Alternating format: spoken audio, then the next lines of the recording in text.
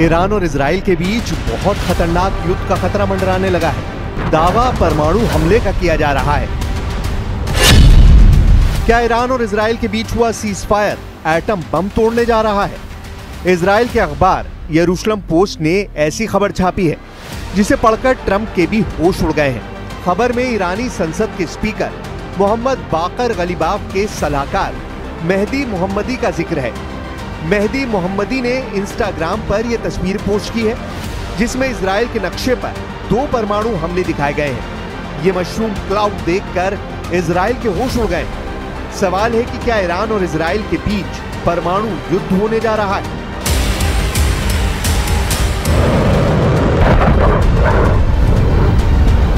Israel पर हुए Iran के मिसाइल हमले 1 महीने पुरानी बात है। 13 जून को ही इजराइल ने ईरान पर हमला करके वहां की मिलिट्री लीडरशिप को खत्म कर दिया था। लेकिन इसके बाद ईरान ने ऐसा मिसाइल अटैक किया कि इजराइल में छुपने के लिए बंकर भी कम पड़ गए। ईरान की मिसाइल हाइफा में गिरी, तेल अवीव में गिरी और उसके ऐसे ऐसे मिलिट्री अड्डों को टारगेट किया जिसका अंदाजा नेतन्याहू को क्या, ट्रंप को भी नहीं था। लेकिन सच यह है कि ईरान और इजराइल के बीच युद्ध की चिंगारी फिर से फूट पड़ी है। इजराइल के प्रधानमंत्री बेंयामिन नेतन्याहू ने अमेरिका की मीडिया को इंटरव्यू दिया है और उसमें साफ साफ कहा है कि ईरान अब इजराइल के खिलाफ परमाणु हमला करना चाहता है। नेतन्याहू ने कहा है कि हिजबुल्लाह की लीडरशिप खत्म करने के बाद ही ईरान ने यूरेनियम संवर्धन की रफ्तार बढ़ा दी थी और ईरान इजराइल को मिटाना चाहता है। इजराइल का F-15 फाइटर जेट फिर तैयार किया जा रहा है। इजराइल के बहुत ही सीक्रेट एयरबेस से आई इस वीडियो ने तेहरान से लेकर मॉस्को और बीजिंग से लेकर दुनिया के तमाम हिस्सों में अलर्ट जारी कर दिया है। खबर पक्की बताई जा रही क्योंकि पश्चिम एशिया में नया खौफ बहुत बड़े सवालों के साथ पैर पसार रहा है।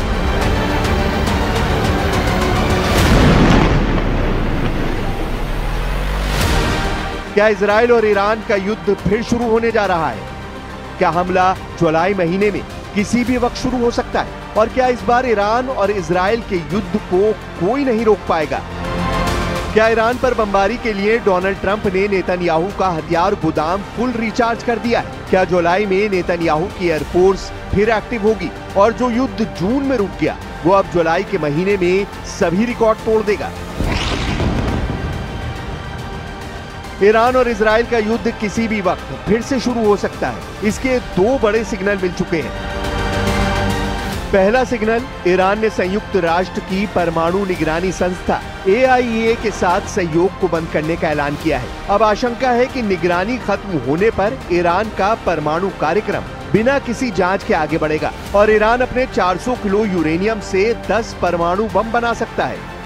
दूसरा और सबसे बड़ा सिग्नल, इजराइल को अमेरिका से 4,500 करोड़ रुपए के हथियार सप्लाई होने वाले हैं। अमेरिका की इस मिलिट्री मदद में इजराइल को 7,000 बंकर बस्टर बमों के लिए JDAM गाइडेंस किट मिलेगी, यानी joint direct action munition guidance kit.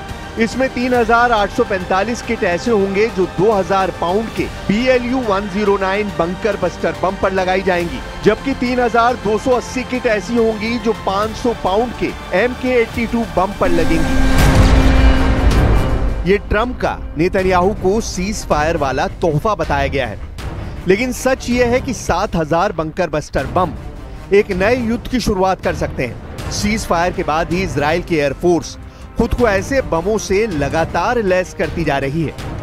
America की डिफेंस सिक्योरिटी कोऑपरेशन एजेंसी को ट्रंप के विदेश मंत्रालय से मंजूरी मिल चुकी है। इससे पहले इजराइल को अमेरिका ने बंकर बस्टर बमों की बड़ी खेप फरवरी 2025 में पहुंचाई थी। तब इजराइल के अशदोद बंदरगाह पर बहुत ही खुफिया तरीके से बम पहुंचाए गए और फिर ट्रकों के जरिए उन्हें इजराइल की सेना तक सप्लाई कर दिया गया।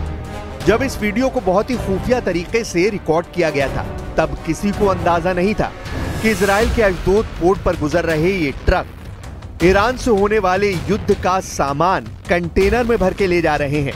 इन कंटेनरों में ऐसे बम लाए गए जिन्हें बंकर बस्टर बम कहा जाता है। ऐसे बम जो गहराई में बने बंकरों को भी तबाह कर देते हैं।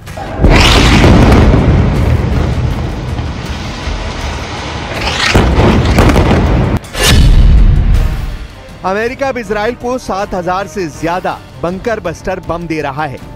ये बम आसमान के रास्ते भी पहुंचाए जा रहे हैं और समंदर के रास्ते यानी कार्गो शिप से भी इजराइल को सप्लाई किए जा रहे हैं। ये एक तरह से इजराइल और अमेरिका के बीच बम हाईवे बना दिया गया है, जिसके टारगेट पर ईरान ही नजर आ रहा है।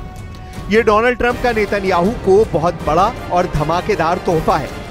डर यह है कि इस तोहफे के पीछे ईरान से युद्ध का दूसरा राउंड लड़ने की तैयारी कर ली गई है। यही वजह है कि इजराइल की एयरफोर्स फिर से सुपर एक्टिव मोड में है। इजराइल के एयरबेस पर लगातार काम चल रहा है। यह है अमेरिका से सप्लाई किया गया MK-84 बंकर बस्टर बम। इसी बम से इजराइल ने अब तक गजा के कोने कोने को मिट्टी में मिलाया है और ईरान पर भी ऐसे ही बमों से हमले किए गए हैं। लेकिन जुलाई को लेकर ट्रंप और नेतन्याहू की जो तैयारी है वो एक लंबे युद्ध की तरफ इशारा कर रही है। 2000 पाउंड या फिर 900 किलो के इस बम की ताकत क्या है, आप इन धमाकों को देखकर समझ सकते हैं। जब ये बम गिरता है तो ऐसा धमाका होता है जो पूरी बिल्डिंग को गिरा देता है। ऐसी तस्वीरें पिछले 15 महीनों में गाजा में भी देखी गई और लेबनान की राजधानी बेरूत में भी देखी गई। फरवरी में अमेरिका ने इजराइल को ऐसे 10,000 बम सप्लाई किए। अब जुलाई में ऐसे 7,000 और बम पहुंचाए जा रहे हैं। यानी गजा और बेरूत के बाद ईरान पर भी मेड इन अमेरिका वाला बारूद फिर से बरसाने की तैयारी हो चुकी है। गजा से लेकर बेरूत और तेहरान तक इजराइल एयरफोर्स के विमान और इन्हीं बमों ने सबसे बड़ी तबाही मचाई है। इजराइल का ऑपरेशन राइजिंग लायन इस बम के बिना कभी शुरू नहीं हो पाता। ये बात नेतन्याहू और उनकी फौज बहुत अच्छी तरह जानती है। अब सवाल है कि BLU-109 बम और MK-82 या कहें कि मार्क 82 बम क्या ताकत रखते हैं। ये बम कितना बड़ा धमाका करते हैं, इनकी फायर पावर और दुश्मन के टुकड़े टुकड़े करने वाली थ्योरी क्या है। ये ऐसे बम हैं जो विमान से गिराए जाने के बाद अंडरग्राउंड बंकर तक पहुंचते हैं। इनसे ऐसा धमाका होता है जिसकी वजह से इन्हें बंकर बस्टर बम कहा जाता है।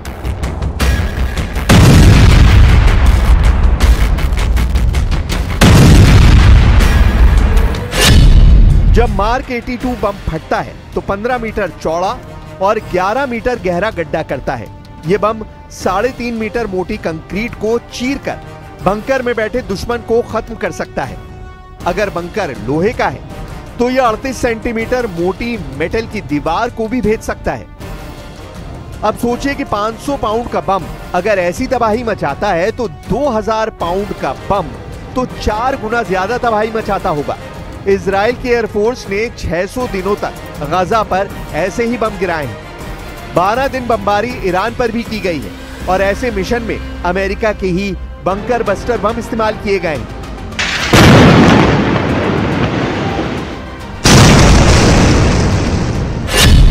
नेतन्याहू का सबसे बड़ा फोकस ईरान पर है। मुमकिन है कि अमेरिका की तरफ से आने वाले 2000 पाउंड वाले नए बमों से अब गजा पर हमले ना किए जाएं, बल्कि उनका पूरा इस्तेमाल ईरान को दहलाने में हो। 12 दिन के युद्ध में इजराइल ने ईरान पर 4200 बम गिराए थे, लेकिन इस बार इजराइल के पास तबाही के लिए डबल ताकत आ चुकी है।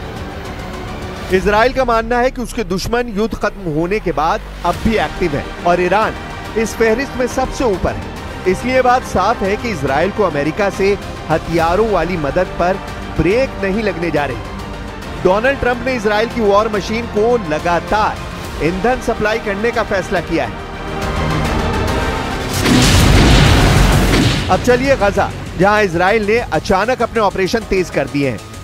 गजा में धमाकों का ये वीडियो इजराइल ने बनाया है। नेतन्याहू के ऊपर गजा को लेकर बहुत ज्यादा दबाव है, क्योंकि हमास ने गजा के कई इलाकों में इजराइल को डराने वाले बड़े मिशन अंजाम दिए हैं। इजराइल का दावा है कि हमास ने अब इजराइल के सैनिकों को अगवा करने की कोशिश शुरू कर दी है। यानी हमास अब इजरायली सैनिकों को किडनैप करके इस युद्ध को और लंबा खींचना चाहता है। इजराइल बार बार दावा करता रहा है कि हमास गजा में हार रहा है और उसके 20,000 लड़ाके इजरायली ऑपरेशन में मारे जा चुके हैं। लेकिन गजा में फैले मलबे के बीच में से आने वाले वीडियो बता रहे हैं कि हमास अब भी इजराइल को टक्कर दे रहा है। 24 जून को गजा के खान यूनुस में इजराइल के 7 सैनिक मारे गए। 7 जुलाई को गजा के बैत हनून में इजराइल के 5 सैनिक मारे गए। गजा में हमास घात लगाकर हमला कर रहा है। गजा में जून के महीने के बाद जुलाई का महीना भी इजराइल के लिए खूनी साबित हो रहा है। इन दोनों हमलों ने इजराइल की सेना पर बड़े सवाल खड़े कर दिए हैं। हमास के इस तरह के हमलों ने इजरायली सेना के पावर सेंटर में तहलका मचा दिया है। ऐसे हमले लगातार तेज हो रहे हैं। कोशिश है कि नेतन्याहू की फौज में नया डर पैदा किया जा सके। ऐसे धमाकों में न सिर्फ इजराइल का टैंक फट रहा है, बल्कि इजरायली सेना की ताकत वाली छवि भी चकनाचूर हो रही है। अब तक गजा में इजराइल की बमबारी से 57,000 लोग मारे जा चुके हैं। इजराइल का दावा है कि इनमें 20,000 हमास के लड़ाके थे। वहीं गजा में ऑपरेशन के दौरान इजराइल के अब तक 451 सैनिक मारे जा चुके हैं। गजा में हमास के हमलों ने उन इरादों को भी तोड़कर रख दिया है जिन पर नेतन्याहू और डोनाल्ड ट्रंप की मीटिंग में एक राय बनी थी। हमास के हमलों से इजराइल की सेना में बड़ा हड़कंप मचा हुआ है, क्योंकि जिस हमास के खिलाफ इजराइल 600 दिन से लंबा युद्ध लड़ रहा है, वो हमास अब भी इजराइल के सैनिकों को मार रहा है। गजा में इजराइल और हमास का युद्ध और हजारों लोगों की मौत पर कुछ दिन तक ईरान इजराइल के युद्ध ने पर्दा डाल दिया था, लेकिन अब गजा फ्रंट की तस्वीरों ने इजराइल में हाहाकार मचाना शुरू कर दिया है। अमेरिका की न्यूज एजेंसी दी एसोसिएटेड प्रेस की खबर है कि गजा में मदद पहुंचाए जाने के दौरान जो अमेरिकी सुरक्षा कर्मी गजा में मौजूद हैं, वो लोगों पर गोलियां चला रहे हैं। गजा में लगातार बमबारी की वजह से 57,000 लोगों की मौत हो चुकी है। हजारों लापता हैं और इस वक्त गजा में जो रसद मदद के तौर पर पहुंचाई जा रही है, वो डिस्ट्रीब्यूशन सेंटर भी टारगेट बन चुके हैं। संयुक्त राष्ट्र की रिपोर्ट है कि गजा में लोगों के बीच खाना बांटे जाने के दौरान हुए हमलों में 800 लोगों की मौत हो चुकी है। I actually have updated figures for you as well on the number of deaths that have resulted from people, around aid distribution areas where people are trying to access aid. Up until the 7th of July, we've recorded now 798 killings, including 615 in the vicinity of the GHF sites and 183 presumably on the routes of aid convoys. This is nearly 800 people who have been killed while trying to access aid. Mostly the injuries are gunshot injuries. गजा एक तरफ और Iran दूसरी तरफ, दोनों मोर्चों पर Israel फंसा हुआ है और अब ट्रंप कह रहे हैं कि ईरान शांति चाहता है और ये उनकी भी ख्वाहिश है। लेकिन अब ईरान के राष्ट्रपति को लेकर आई एक खबर ने बता दिया है कि इजराइल को लेकर ईरान बिल्कुल भी नर्म नहीं होगा। इजराइल ने ईरान के राष्ट्रपति की हत्या की कोशिश की थी और इजराइल के हमले में वो घायल भी हुए थे। 12 दिन के युद्ध के दौरान इजराइल ने मसूद पेजिशकियान को वैसे ही मारने की कोशिश की जैसे हिजबुल्लाह चीफ हसन नसरल्लाह को बेरूत में मारा गया था। यह हमला 16 जून को हुआ था, जब इजराइल की एक मिसाइल पश्चिमी तेहरान में एक इमारत पर गिरी। वहां ईरान की सुप्रीम नेशनल सिक्योरिटी काउंसिल की बैठक चल रही थी। इस बैठक में राष्ट्रपति के साथ साथ संसद के स्पीकर मोहम्मद बाकिर गालिबाफ भी मौजूद थे। इस हमले के बारे में मसूद पेजिशकियान ने कुछ दिन पहले बताया भी था और तब ये साफ हो गया था कि इजराइल ने ईरान की पॉलिटिकल लीडरशिप को भी खत्म करने की तैयारी कर ली थी। ईरान के राष्ट्रपति मसूद पेजिशकियान ने दावा किया था कि इजराइल ने युद्ध के दौरान उनकी हत्या की कोशिश की थी। वो एक बैठक कर रहे थे, उसी दौरान इजराइल ने बमबारी के जरिए उनकी जान लेने की कोशिश की, लेकिन इजराइल नाकाम रहा। मसूद पेजिशकियान ने यह दावा अमेरिका की मीडिया से एक इंटरव्यू के दौरान किया, लेकिन अब हमले में उनके मामूली रूप से घायल होने की खबर बता रही है कि वो इजराइल के टारगेट पर थे, लेकिन बाल बाल बच गए।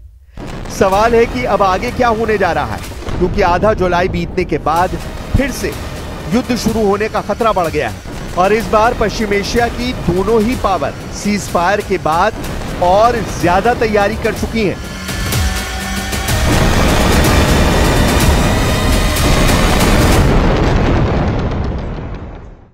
और बुलेटिन में फिलहाल